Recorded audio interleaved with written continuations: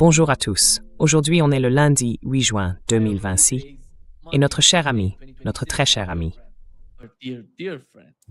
Ouais, tu dis ça juste pour me flatter, hein? content de that, Larry. Hey, je ne suis pas allé bien loin. Oui, je suis de retour avec toi. Tu sais, toi aussi tu n'arrêtes pas. T'es trop occupé en ce moment. Dommage que tu ne sois pas payé pour ça, non?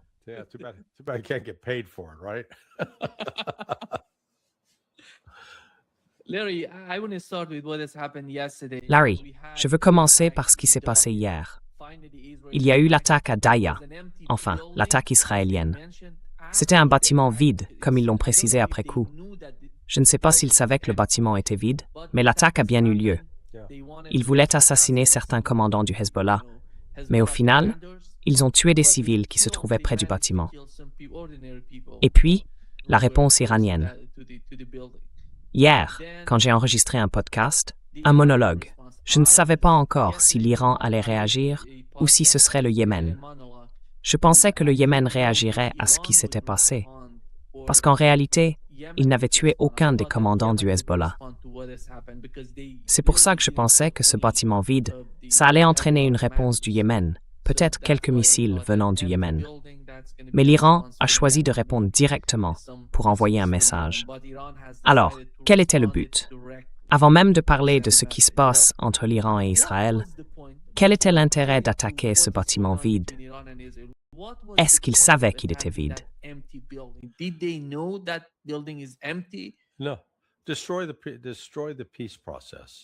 Non, détruire le processus de paix.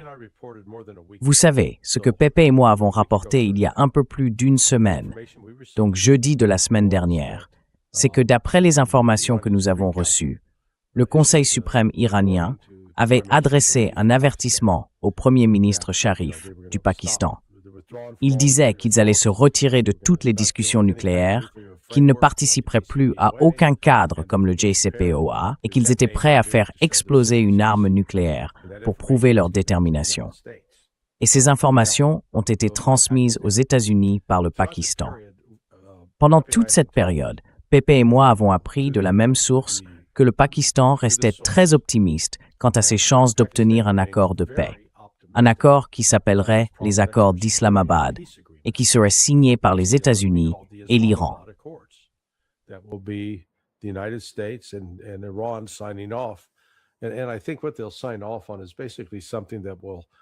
Et je pense que ce qu'ils vont finalement approuver, c'est quelque chose que Trump pourra présenter comme « j'ai empêché l'Iran d'obtenir l'arme nucléaire ».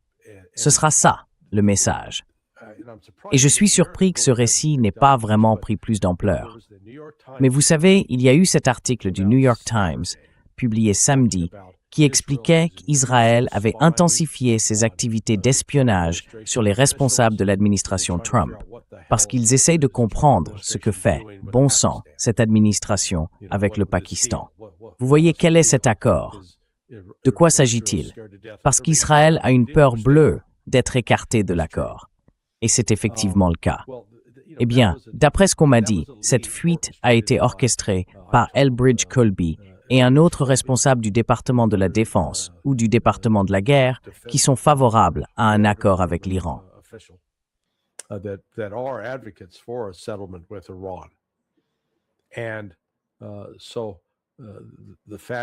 Donc le fait que tout ça a été divulgué exprès, c'était clairement pour présenter Israël sous le pire jour possible.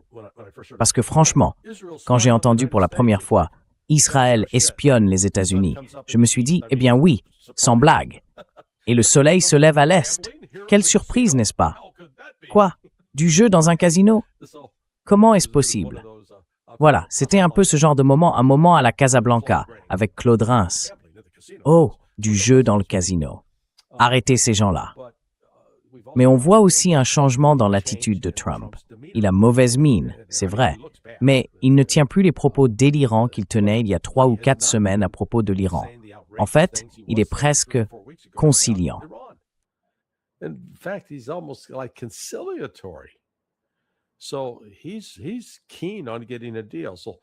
Donc il tenait vraiment à conclure un accord. C'était Bibi Netanyahou. Et puis les Iraniens eux-mêmes avaient déclaré que toute nouvelle attaque contre Beyrouth entraînerait des représailles. Et vous savez, ils avaient prévenu les habitants du nord d'Israël, « Partez d'ici, on arrive ».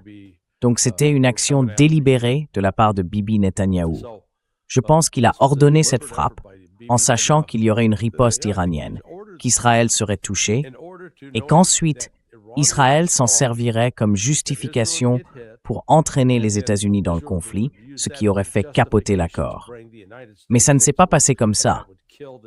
Trump a simplement dit non, vous restez en dehors de ça, et il a essayé de le dissuader de toute forme de représailles.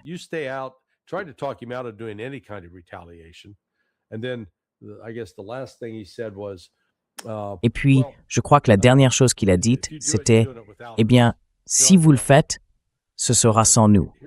Vous serez seuls. » Alors voilà, les Israéliens, je pense, n'avaient jamais imaginé que Trump les laisserait tomber. Et Trump les a laissés tomber. Du coup, ils ont réagi. L'Iran a tiré cette première salve. 5 vagues, 4 missiles par vague, donc un total de 20 missiles visant plusieurs cibles en Israël. Mais ce n'était pas vraiment une attaque pour infliger des dégâts. C'était plutôt une façon de dire « on vous avait prévenu de ne pas le faire ». En gros, une petite claque pour marquer le coup, mais pas une vraie punition. Et à ce moment-là, Israël, au lieu d'écouter Trump et de retenir son feu, a décidé de riposter.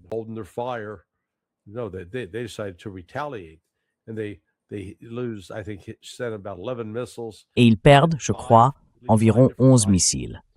Ils frappent au moins 5 sites différents, dont plusieurs sont, selon eux, les endroits d'où les missiles avaient été tirés. Alors, qu'est-ce que fait l'Iran 1 heure plus tard, ou même une demi-heure après? Il tire de nouveaux missiles sur Israël depuis ces mêmes sites qu'Israël venait de frapper. En gros, leur message, c'est « vous ne nous avez même pas touchés », quelque chose comme ça. Ensuite, je crois qu'Israël a répliqué. Et depuis, l'Iran a de nouveau répondu. Et le développement vraiment important, celui sur lequel il faut que les gens se concentrent, c'est ce que Larijani a dit. Attendez, je vais retrouver ça. Voilà, c'est là.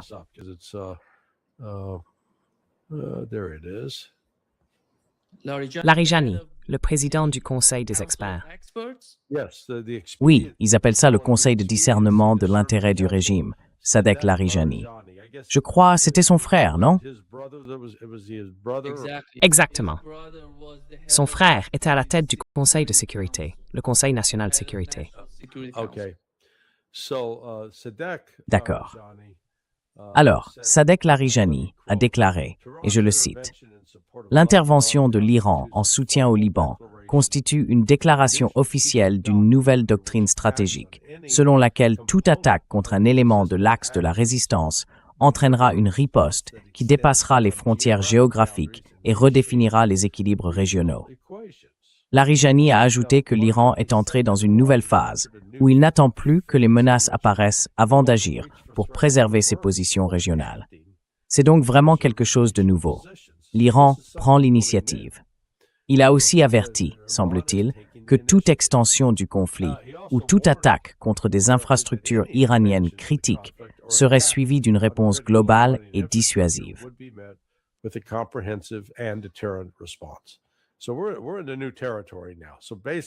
On est dans un nouveau territoire là. En gros, si les attaques contre les Palestiniens et les Libanais continuent, l'Iran va continuer à réagir. Ils vont continuer à frapper Israël, missile après missile. Je dirais qu'on est un peu dans une situation comme celle de la guerre de 12 jours, où au bout du 10e jour, Israël suppliait les États-Unis « Sortez-nous de là, aidez-nous, aidez-nous ». Mais je pense qu'Israël va supplier bien avant ça cette fois. À mon avis, ils pourront tenir 6 ou 7 jours, pas plus, avant de dire « D'accord, sortez-nous de là, s'il vous plaît ». Et je ne crois pas qu'il y ait une porte de sortie cette fois-ci.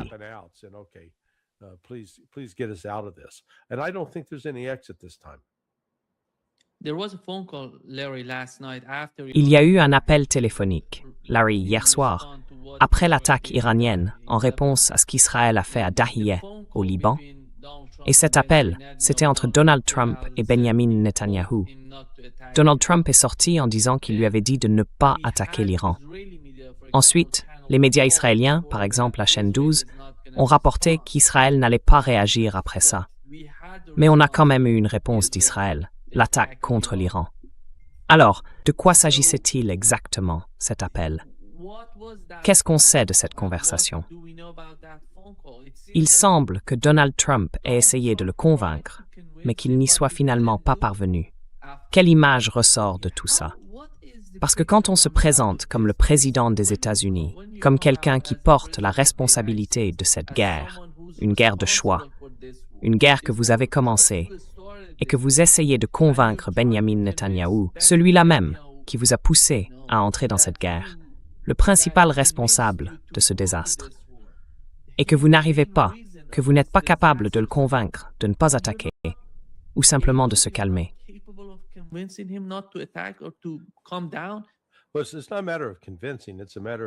Eh bien, ce n'est pas une question de convaincre. C'est une question de savoir si Trump décide de suspendre l'aide, de la couper, de mettre fin à la coopération militaire et de retirer le personnel. Et jusqu'à présent, il n'a pas été prêt à le faire. Mais cet accord avec le Pakistan est en suspens. Trump veut vraiment cet accord. Il y en a un et il est bien réel. Et les Pakistanais, d'après les dernières informations que j'ai eues, les Pakistanais étaient optimistes. Ils pensaient que ça allait se concrétiser. Cela dit, je pense toujours qu'il y a certaines exigences iraniennes que les États-Unis refuseront de satisfaire, ce qui empêchera la mise en œuvre de cet accord. Mais cela place les États-Unis dans une situation très difficile, parce que pour l'instant, c'est l'Iran qui a l'initiative stratégique.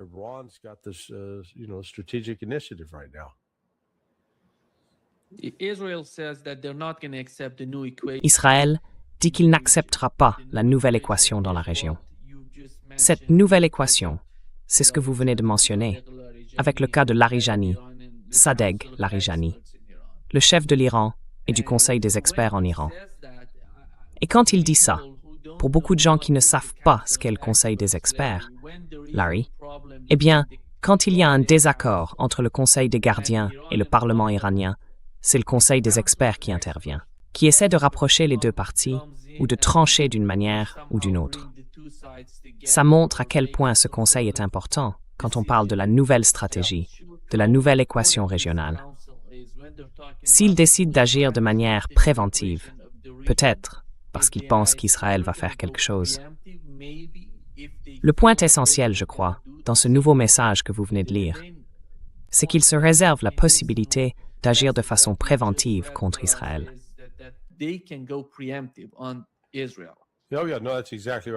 C'est tout à fait ça. Je relis la phrase clé, une déclaration officielle. C'est une nouvelle politique. C'est quelque chose que l'Iran n'avait pas fait depuis 47 ans. Attacks on any component of the resistance axis will trigger a response that extends beyond geographical boundaries and reshapes regional equations. This is a new policy. This is something that Iran has not done in 47 years. And it is now tying its Et maintenant, elle lie sa propre sécurité à celle du peuple libanais et des Palestiniens. Donc pour moi, c'est clairement une déclaration de guerre contre Israël.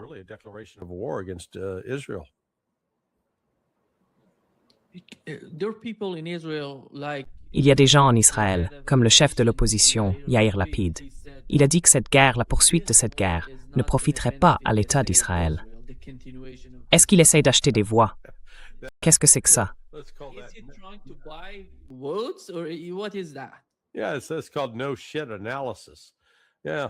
Oui, on appelle ça une analyse de bon sens. Oui.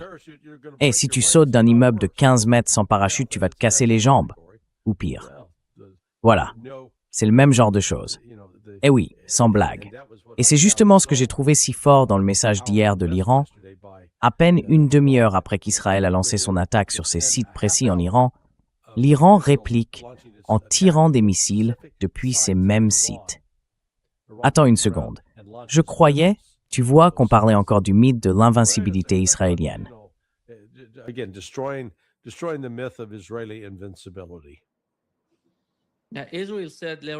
Israël a déclaré, Larry, que les États-Unis n'avaient pas participé à l'attaque contre l'Iran, mais qu'ils avaient aidé à défendre Israël.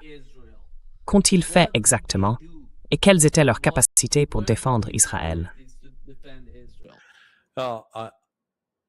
My understanding is the United States is essentially standing down. D'après ce que je comprends, les États-Unis sont en train, en gros, de se retirer. Vous savez, il y a aussi beaucoup de confusion à ce sujet. On a parlé d'un bombardement ou de plusieurs explosions, soi-disant sur la base aérienne du prince Saoud. Au début, on a accusé l'Iran. L'Iran a répondu « Non, ce n'était pas nous ». Ensuite, on a essayé de faire porter la responsabilité aux Houthis. Là encore, je ne pense pas que ce soit les Houthis. À mon avis, ça vient d'un groupe lié à Israël pour faire croire que c'était l'Iran ou que c'était les Houthis, parce que les Saoudiens et les Qataris ont décidé de s'éloigner de leur dépendance vis-à-vis des États-Unis. Ils vont entrer dans une nouvelle alliance stratégique, appelons-la comme ça, qui a été mise en place avec le Pakistan en chef de file. Elle impliquera la Turquie, l'Égypte, l'Iran et l'Arabie saoudite. Et derrière tout ça, je ne veux pas dire qu'il y a des marionnettistes, mais disons que c'est un peu la vision des Chinois et des Russes.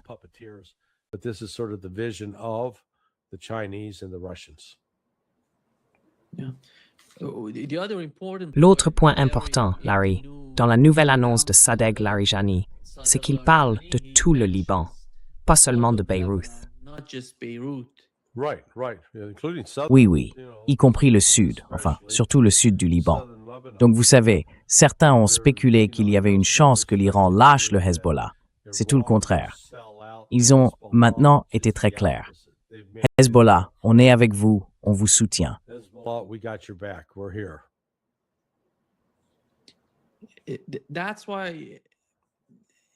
C'est pour ça qu'on a Benjamin Netanyahou en Israël. On sait qu'il y a des gens en Israël qui sont d'accord avec les politiques menées à Gaza et au Liban, mais qui veulent le faire tomber. Ils veulent simplement le chasser du pouvoir, parce qu'ils savent que cet homme ne quittera pas sa place de son vivant. Il restera là jusqu'au dernier moment. C'est pour ça que ce combat est important. Ce qui se passe en Israël compte aussi. Il faut le prendre en compte dans l'équation.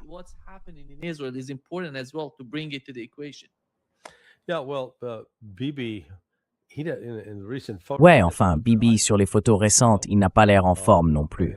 Trump, lui, a l'air terrible. Il a le visage tout rouge, la couleur de ma tasse de café. Et puis, tu sais, il crie, et Netanyahou aussi d'ailleurs. Il a un cancer, et tu sais, ça finit souvent par te ronger. Et qui sait s'il sera encore en vie à la fin de l'année. Mais même s'il disparaît, ça ne changera pas la politique d'Israël. Parce que cette politique, celle qui vise à détruire les Palestiniens et même à prendre du territoire au Liban, elle reste la même. Je pense qu'une majorité d'Israéliens continue de la soutenir.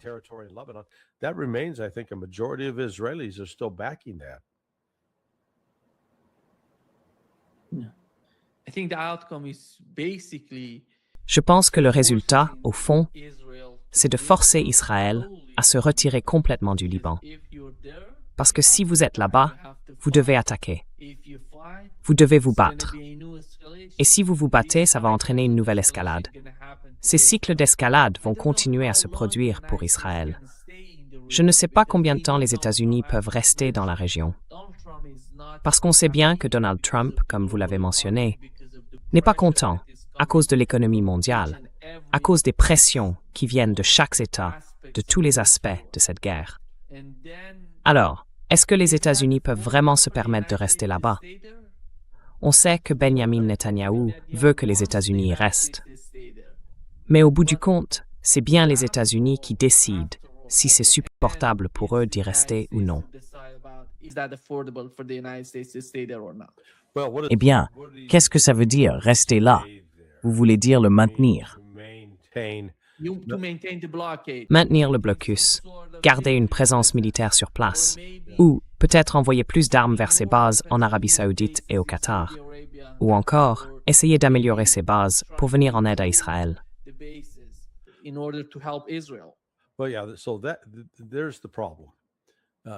Eh bien, oui, voilà le problème. D'abord, les États-Unis ont été en gros chassés de beaucoup de bases qu'ils occupaient auparavant. Et vous savez, en particulier à Al-Udeid, le centre des opérations aériennes combinées était un poste de commandement important.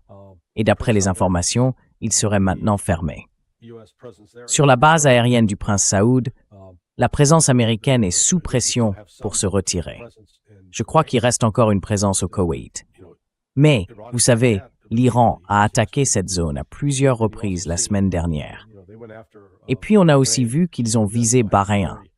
Les États-Unis y avaient encore des installations très sensibles, essentielles, disons des installations de communication, qui ont été détruites. Et d'après ce que j'ai entendu, le commandement américain, le chef d'état-major interarmé et son équipe, pensent que cela n'a pu se faire qu'avec l'aide d'un partage de renseignements, soit russe, Anstrand, or Chinese intelligence sharing with Iran. So the US ability to maintain the kind of presence. la capacité des États-Unis à maintenir la présence qu'ils avaient auparavant, c'est terminé. Ils vont devoir dépenser des milliards de dollars pour tenter de reconstruire certains de ces sites. Et ce n'est pas seulement une question d'argent. Les Saoudiens et les Qataris, d'après la source pakistanaise, ont décidé qu'ils n'allaient plus accueillir les États-Unis. Ils vont leur dire de partir. Ils vont tenter leur chance avec la Russie et la Chine. Tout ça fera partie de cette nouvelle architecture de sécurité dans laquelle le Pakistan joue un rôle de premier plan. On y verrait l'Égypte, la Turquie, le Pakistan, l'Iran, l'Arabie saoudite. Et ces forces militaires deviendraient, en quelque sorte, une sorte d'OTAN, ou l'équivalent de l'Organisation du traité de sécurité collective pour les Russes. En somme, une organisation de sécurité pour le Golfe Persique, mais sans les États-Unis. For the Persian Gulf that excludes the United States.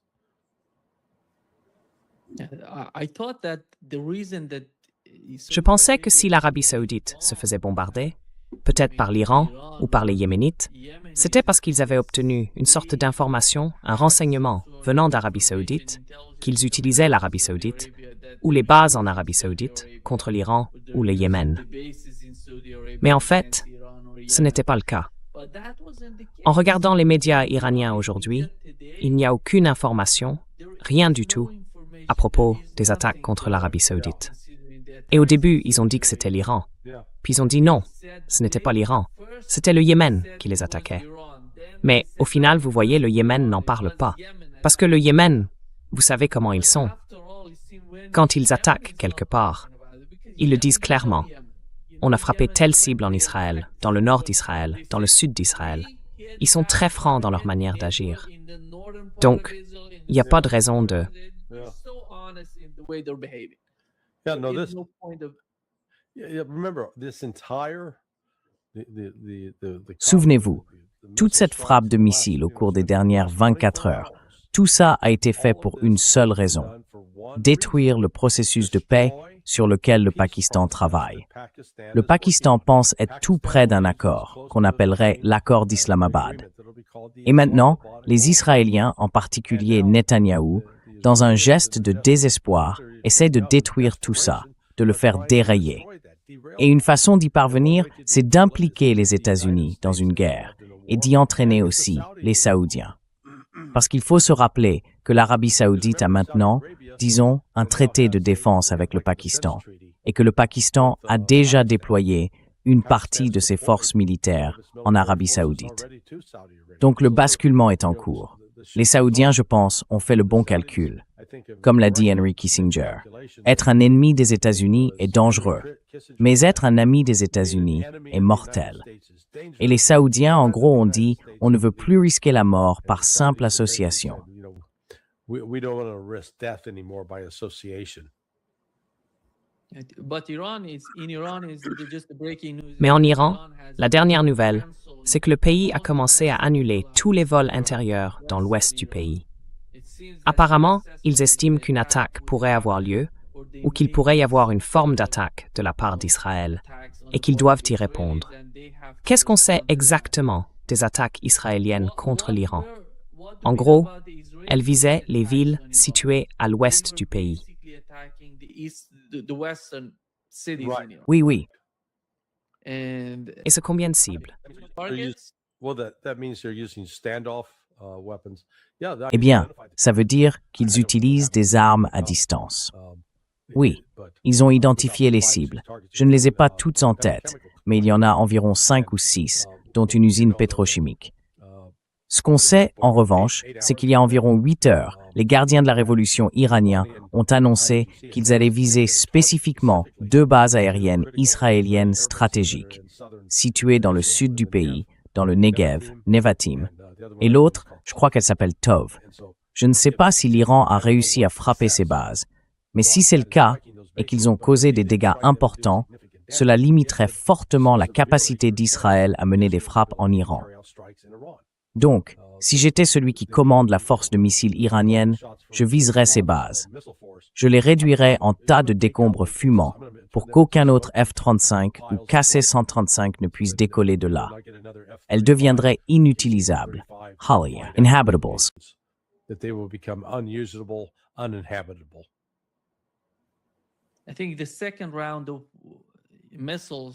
Je pense que lors de la deuxième salve, enfin dans la première, comme vous l'avez dit, il y a eu 5 vagues de missiles, chacune comptant une vingtaine de missiles. Et dans la deuxième, ils ne visaient pas seulement le nord d'Israël, mais aussi le centre et le sud du pays. Voilà. Et pour l'instant, on n'a toujours aucune information, parce qu'on n'a rien, aucune image ne sort d'Israël. On ne sait pas quelles étaient les cibles dans le nord, le centre et le sud du pays.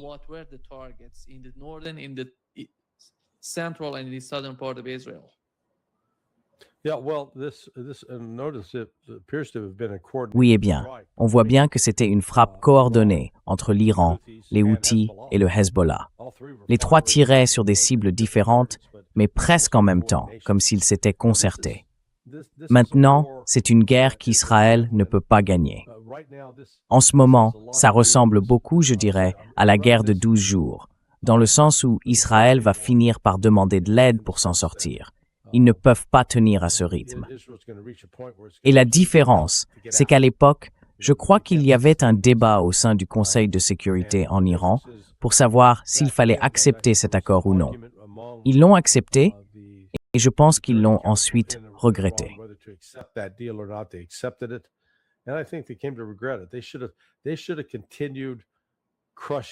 Ils auraient dû continuer à écraser l'Iran, parce que l'Iran ne peut pas résister à une telle attaque soutenue de missiles balistiques. Franchement, je pense que l'Iran devrait y aller toutes les heures, se concentrer, choisir 1 ou 2 cibles et les frapper jusqu'à ce qu'elles disparaissent. À un moment donné, ça va placer Israël face à une crise existentielle où l'existence même du pays sera remise en question. Alors, le risque, c'est de savoir s'ils utiliseraient une arme nucléaire. Mais je pense qu'en ce moment, l'Iran n'est pas encore allé à fond. Ils se retiennent à cause des négociations, ils essayent de les respecter, ainsi que les demandes des Pakistanais et, indirectement, des Chinois.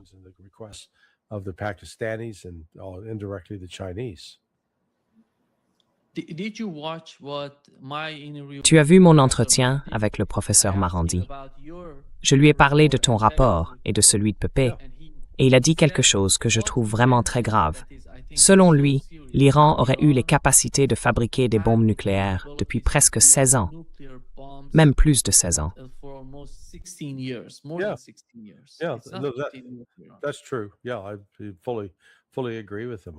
C'est vrai. Oui, je suis complètement d'accord avec lui là-dessus. Comme il l'a dit, Pepe et moi, on ne faisait que rapporter ce que la source pakistanaise avait dit. Maintenant, est-ce que cette source pakistanaise mentait? Peut-être. Mais ensuite, il faut regarder comment Donald Trump s'est comporté depuis qu'on a eu cette information. Est-ce qu'il a agi avec agressivité envers l'Iran ou est-ce qu'il a été plus conciliant? Il a été plus conciliant. Ce qui, encore une fois, pour moi, renforce l'idée qu'il y a quelque chose là-dedans, que Trump pense avoir un accord presque conclu.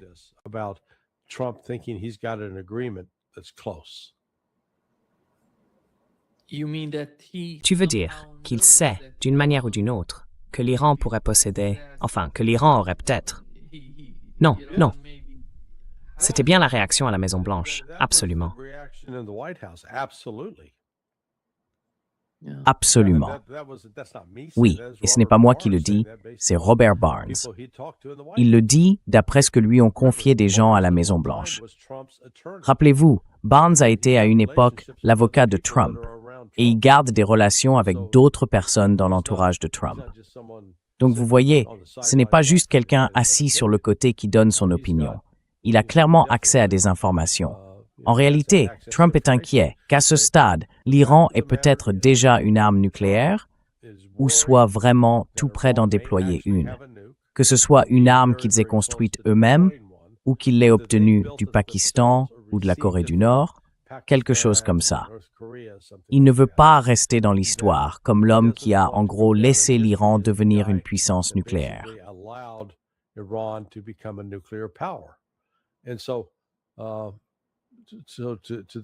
Et donc, à ce niveau-là, il a été pleinement impliqué.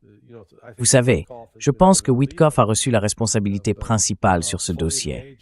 Mais il est vraiment engagé pour trouver un accord de paix. Et comme je l'ai dit, les sources pakistanaises insistent. Oui, c'est proche. Et les actions de Trump, pour moi, sont cohérentes avec quelqu'un qui pense qu'il a un accord de paix en main. C'est pour ça qu'il dit à Bibi Netanyahou, « N'attaque pas l'Iran. Arrête ça. Ne t'en mêle pas. » Netanyahou n'écoute pas, mais au moins, c'est bien le message de Trump.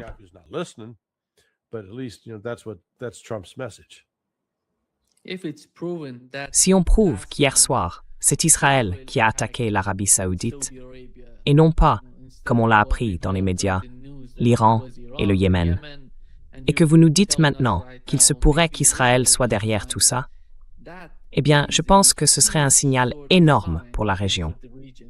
Parce qu'on a le sentiment que l'Arabie saoudite s'éloigne d'Israël, d'une certaine manière, et qu'elle se rapproche de l'Iran.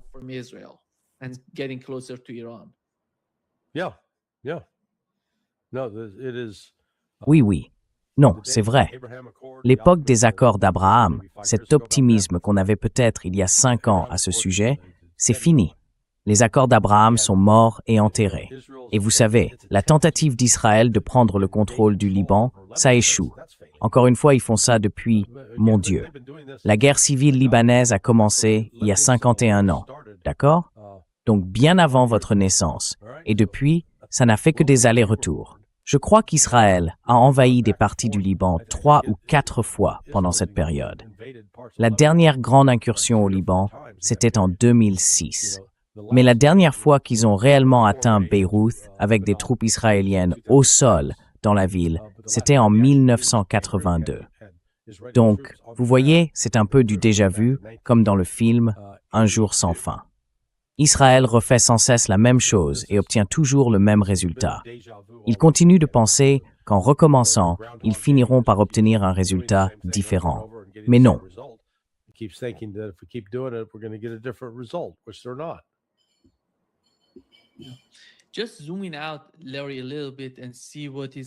Si on prend un peu de recul, Larry, et qu'on regarde ce qui se passe, pendant très longtemps, les deux camps se sont renforcés l'un contre l'autre. D'un côté, les États-Unis, avec Israël, les pays du Golfe, toutes ses bases, ses radars, toutes ses forces dans la région. Et de l'autre, l'axe de la résistance, le Yémen, l'Iran, la Syrie et le Liban. La Syrie, la chute de Bachar al-Assad, ça a été une énorme perte, une sorte de revers pour l'axe de la résistance. À ce moment-là, ils pensaient que tout allait s'effondrer. Ils avaient perdu l'accès ou la connexion entre l'Iran et le Hezbollah. Mais il semble que cette connexion existe toujours. Elle est là. Le problème, c'est que la coalition formée par Israël, les États-Unis, les pays du Golfe et toutes ses bases, à mon avis, elle s'est incroyablement affaiblie. Oui, vraiment. Et pour Israël, il n'y a pas de réparation possible à ça.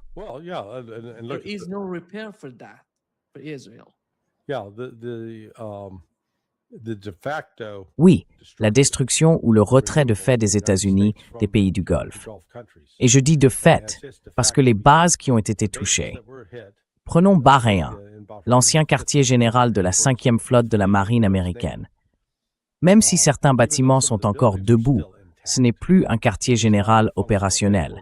Ils ont dû se relocaliser. Je ne sais pas s'ils se sont déplacés à Oman ou en Floride, mais ils ne sont certainement plus à Bahreïn. et ils n'y retourneront pas. C'est ça, l'autre point essentiel.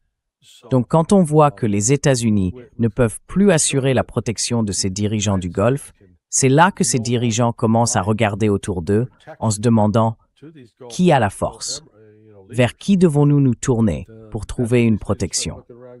Et là, ils voient le Pakistan, soutenu par la Russie et la Chine. Ils se disent que c'est peut-être là que se trouve leur avenir.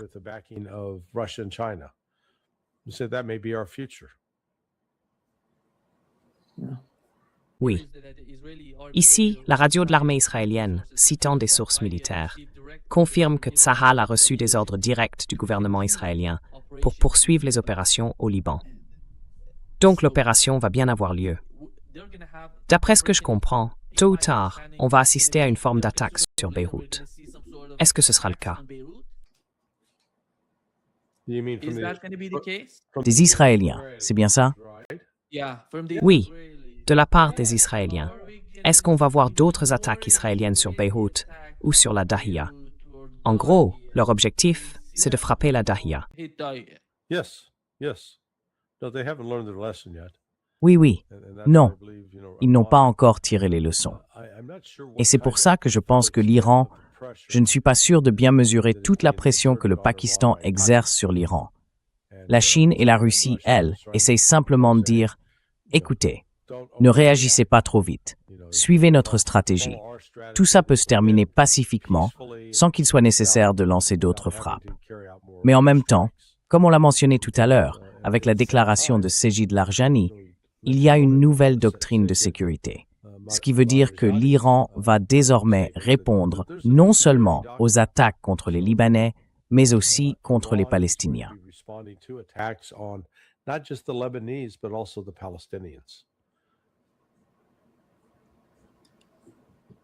Le détroit d'Ormuz est de nouveau semé. Et l'Iran a dit qu'il n'allait pas le faire. Et d'ailleurs, qu'en est-il du Bab el-Mandeb? Je veux dire, les Houthis ont annoncé qu'ils avaient fermé ça il y a 8 heures. Personne n'en parle. Oui. Quelle est la solution, en ce moment, pour Donald Trump concernant le Yémen? Est-ce qu'il y a une forme de communication entre les États-Unis et le Yémen? Ou est-ce que ça va passer par l'Iran? Et pourquoi ces négociations avec l'Iran? Il n'y a aucune raison. Pourquoi ces messages qu'ils envoient à l'Iran par l'intermédiaire du gouvernement pakistanais?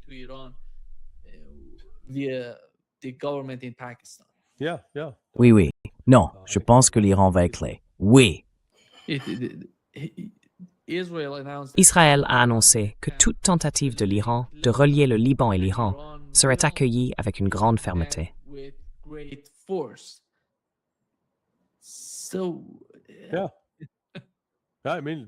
Alors oui, enfin, vous voyez, ils n'ont absolument pas essayé de cacher ça. Ils ont été très clairs. Ils ont prolongé, en fait, ce dont on parlait au début, cette déclaration de Larijani. Ça devrait faire la une de tous les journaux. On est dans une nouvelle ère maintenant. C'est du jamais vu. L'Iran n'a jamais fait ça auparavant. Et jusqu'ici, l'Iran n'avait jamais lié les actions d'Israël au Liban ou à Gaza. Même pas l'an dernier. L'Iran ne disait pas « Si vous continuez ces attaques à Gaza, on va s'en prendre à vous ». Pas du tout. C'est nouveau. Bon sang, ouvrez les yeux, comprenez ce qui est en train de se passer.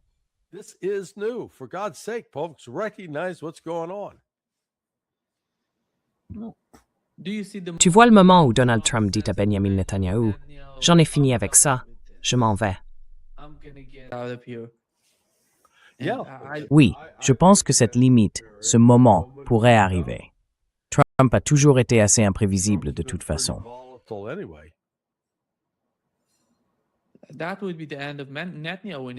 Ce serait la fin de Netanyahou en Israël. Je ne sais pas si Jared Kushner accepterait ça, parce qu'il est tellement lié à Benjamin Netanyahou. Franchement, c'est presque comme s'il était son fils. Et c'est bien ça, le problème avec l'administration Trump, avec les gens qui détiennent le pouvoir à Washington.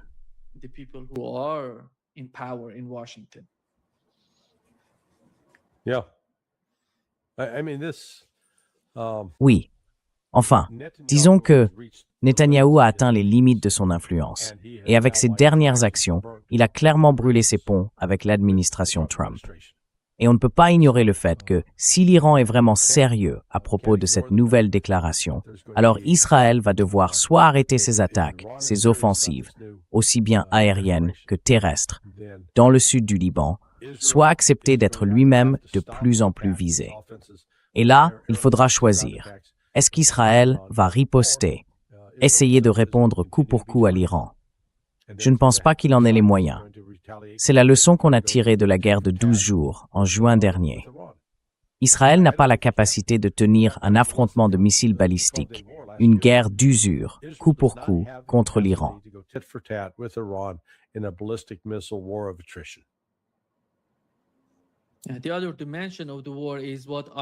L'autre aspect de cette guerre, c'est ce que l'AIEA essaye de faire.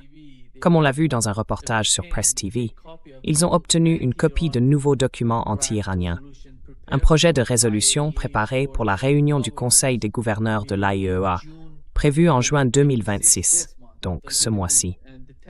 Ils vont se réunir, et le texte critique sévèrement le programme nucléaire iranien, répète les accusations de non-conformité et exige un accès élargi, tout en menaçant d'une nouvelle escalade, y compris d'éventuels renvois devant le Conseil de sécurité de l'ONU. Qu'est-ce qu'ils veulent faire avec ça? Je ne sais pas. Je ne vois pas l'AIEA et le Conseil de sécurité. Je sais que, dans cet accord de sécurité entre l'Iran et la Russie, ils ont prévu de mettre leur veto à tout ce qui serait présenté au Conseil de sécurité contre l'Iran. Je ne sais pas ce qu'ils ont derrière tout ça.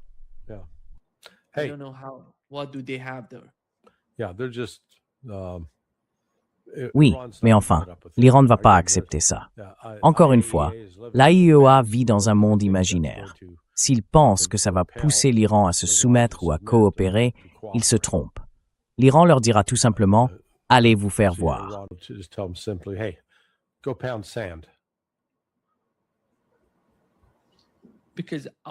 Parce que l'AIEA, quand on parle du Conseil de sécurité, eh bien, il y a la Russie et la Chine. Toutes les deux font partie du Conseil de sécurité. Exactement. Et comment les États-Unis vont-ils pouvoir faire pression sur l'Iran en passant par le Conseil de sécurité? Il n'y aura plus de sanctions décidées par le Conseil de sécurité. L'Iran le sait très bien. Exactement.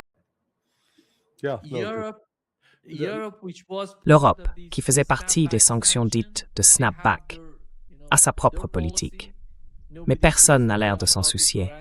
J'en ai parlé avec Miranda samedi. Il m'a dit que pour l'Iran, l'Europe ne compte plus.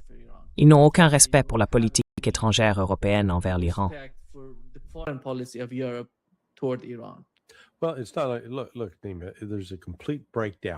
Écoute, Nima, on assiste à un effondrement complet de l'ordre international mis en place après la Seconde Guerre mondiale. C'est à la fois financier, politique et militaire. Tu vois, l'ordre financier, le système de Bretton Woods est en difficulté, parce que la Chine et la Russie mettent en place une alternative. L'Iran, par exemple, vend son pétrole en yuan et non plus en pétrodollars. Le rôle du pétrodollar est remis en question dans de nombreux pays. Donc, il y a ça. Le système de Bretton Woods est en train de s'effondrer. Et puis, il y a le système SWIFT, basé en Europe, qui a longtemps été le principal moyen de transfert d'argent entre entreprises et particuliers. En gros, c'est un système d'email interbancaire. Eh bien, il est en train d'être remplacé. La Chine a son propre système, le CPEPS, le Cross-Border Interbank Payment System, une plateforme numérique, contrairement à SWIFT, qui reste en quelque sorte analogique. En fait, c'est juste un système d'email classique.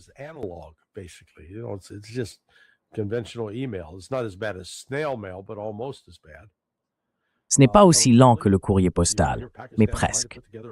Sur le plan militaire, on voit le Pakistan essayer de mettre sur pied une alliance militaire qui serait musulmane.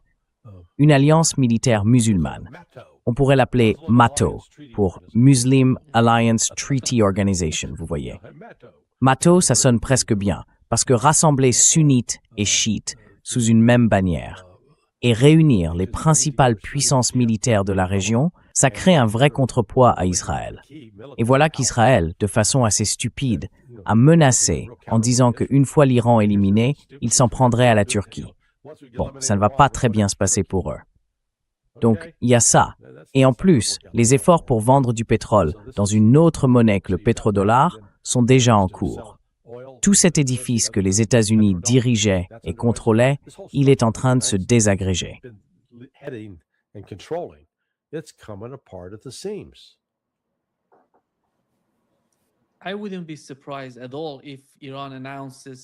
Je ne serais pas du tout surpris si l'Iran annonçait demain, ou même dans 2 heures, qu'il quitte le TNP. À quoi bon rester dans le TNP?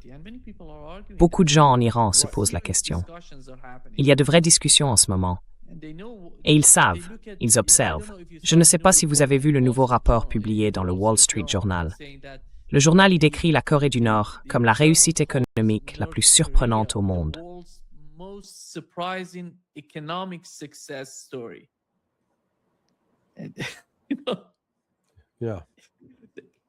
Tu vois? Ouais. Enfin, t'as vu ce titre, tu te dis quoi? Je me sens comme Scooby-Doo. Yeah, feel like Scooby-Doo.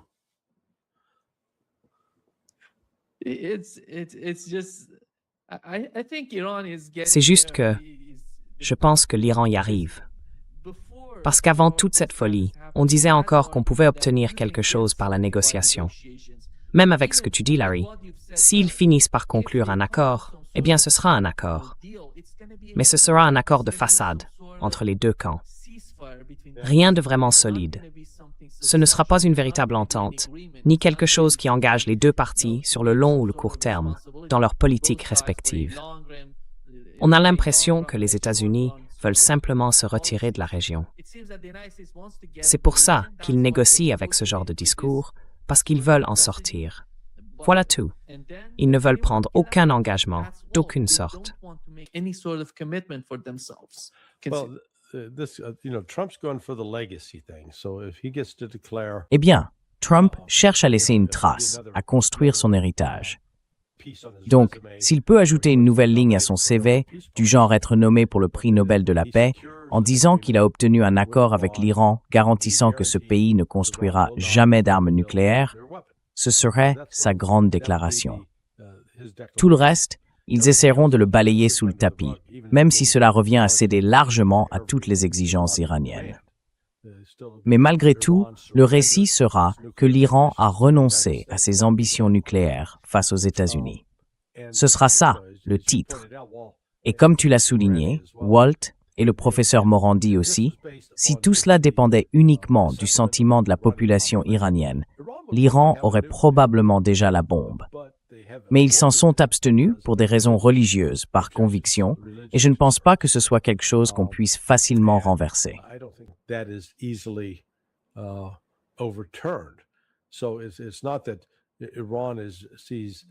Donc, ce n'est pas que l'Iran considère absolument nécessaire d'avoir l'arme nucléaire pour assurer sa survie.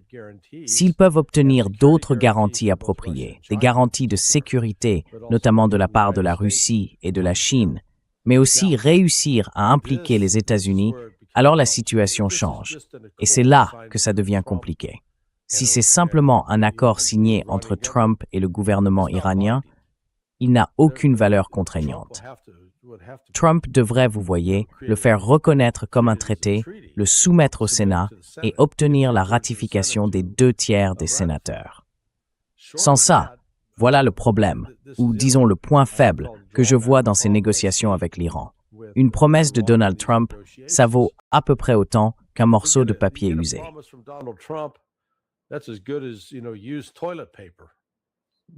Ce n'est même pas comparable à ce qui s'est passé entre l'Iran et l'administration Obama. L'administration Obama était, à mon avis, bien plus crédible. Ah oui, clairement. Eh bien non. Et regardez simplement le JCPOA. C'était un accord très détaillé. Un accord vraiment sérieux. Très sérieux. Et malgré ce que certains disent, que c'était un mauvais accord, si on prend simplement le temps de s'asseoir et de le lire, la seule vraie critique qu'on puisse faire, c'est qu'il était limité à 10 ans, si je me souviens bien, au lieu d'être un peu plus permanent. Mais malgré tout, C'était un accord que l'Iran s'est senti obligé de signer et que la Chine et la Russie ont accepté de soutenir, aux côtés des États-Unis et de l'Occident, pour faire pression sur l'Iran. Et puis Trump, quel imbécile, s'en est retiré.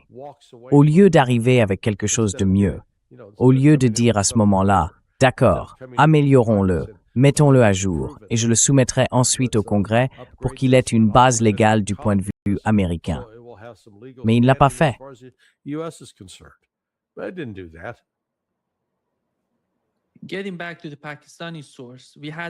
Pour revenir à la source pakistanaise, on a vu circuler des rumeurs venant du Pakistan selon lesquelles il y aurait une énorme différence entre ce que Donald Trump dit publiquement et les lettres qu'il envoie aux Iraniens.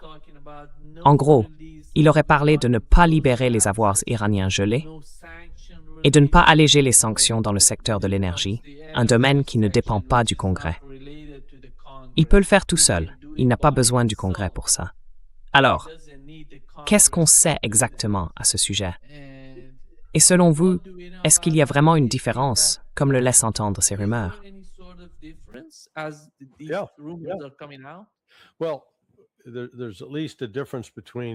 Eh bien, il y a au moins une différence entre ce que Trump dit ou ce que ses négociateurs disent aux Pakistanais et ce qu'ils continuent à dire en public. Donc on verra bien. Vous savez, ce ne serait pas la première fois que Trump fasse un virage à 180 degrés, donc personne ne serait vraiment surpris. Mais j'en saurai plus d'ici 1 heure environ, parce que je vais parler à quelqu'un qui est en contact avec notre source pour savoir comment le Pakistan perçoit tout ça après les dernières 24 heures. Ce sera un point clé.